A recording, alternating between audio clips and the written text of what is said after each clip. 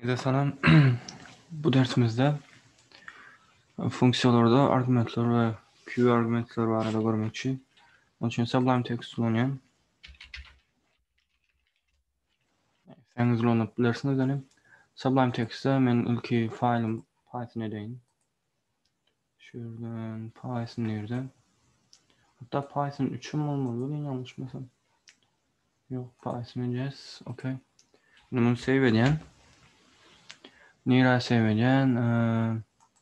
Şurada bir pub açıptım. Näme deyip Beşiktaş deyip. Şuraya Python failim save edeyim. Näme deyin mesela? Näme deyin? Test 1 deyin. Birinci fail olsun. Ondan sonra tek. Şimdi biz funksiyalarda bilýäs, funksiyany öğretmek için define mesela näme deyin? Funksiya tutorial bir zada açılýar. Izinden mesela näme gerek bolsa şol ýemetem şu funksiyany edýän zady print näme? Hello world diýen. Endi şu funksiýany men çağıryp işleden wagtynda näme diýen maňa? Hello world'y print edip berýär funksiýa diýen. Şunu save edeýin.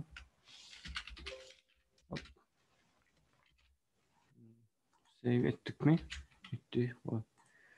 Şimdi CMD'den desktop Beşiktaş'a gideceğiz. O yerden test bir file açacağım. Python test bir py diyen. Bana hello world deyip çıkarıp verdi. Näme etdi? Men şu funksiyamı işletdi. Bulam ady ne funksiyanyň. Indi men muňa üçin mesela özüme üýtgeýji berip bilýän.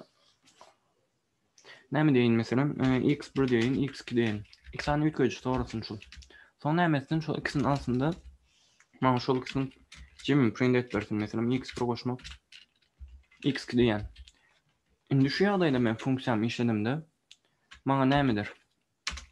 Ýalňyşlyk berýär. Näme diýär? Missing two required positional arguments x1 and x2 diýär.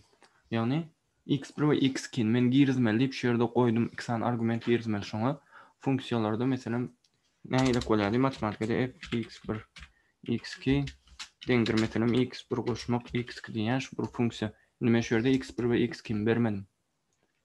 Şu x1 we x2 bermek üçin şu ýere x'in girizmeli bolýan mesela 34 bilen 54'ü girizýän x-an zat soraýar sebäbi x'inem girizmeli bolýan.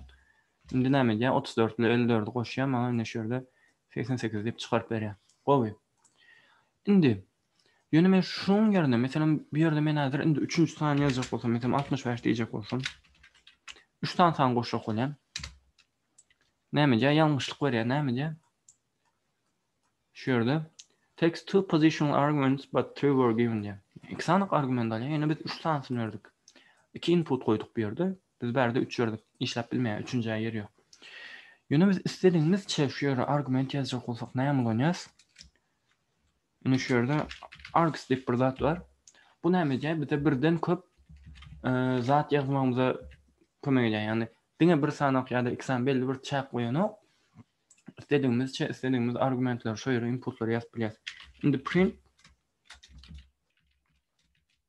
args deyin men gönü öňünde ýyldızjam goýlandyr. Bu ýerde goýlanak args bize näme bolup gelýär? Şunu görelim. Şimdi şular ýany bir işlet görelim kod häzir. Ana 34 54 65 çykaryp berdim ha.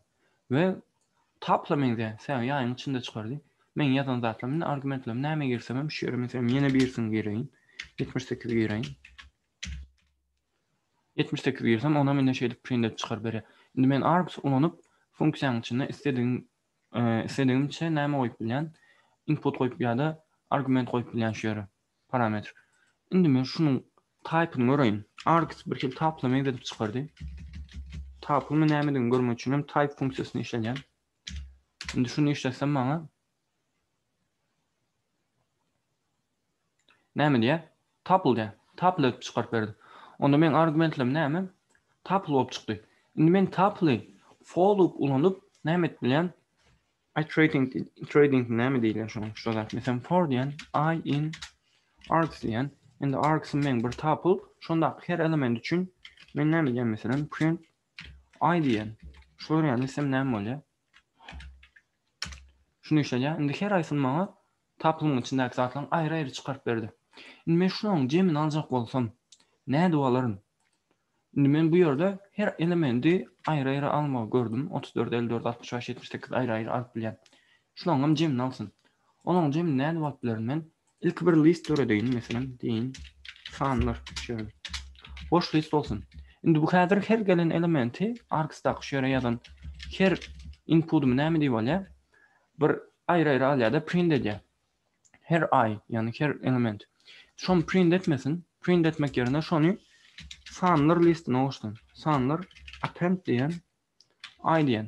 Indi näme diýär? Her element şunu her aýsyny bir-birinden sanlar listine oluşýar. Men sanlar listim soň 34, 54 şolardan köpelip gitýär. Soň nämesin? Maňa näme çykaryp bersin? Şolaryň jemini çykaryp bersin. Indi meniň sanlarym bir list şu. Listiň jemini näde bolýar? Print diýen, san listede adı näme listim? Sanlar diýen.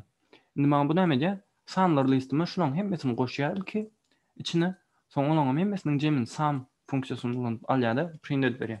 Indi muny işlep görelim. Hop, bir ýerde ýalňyş.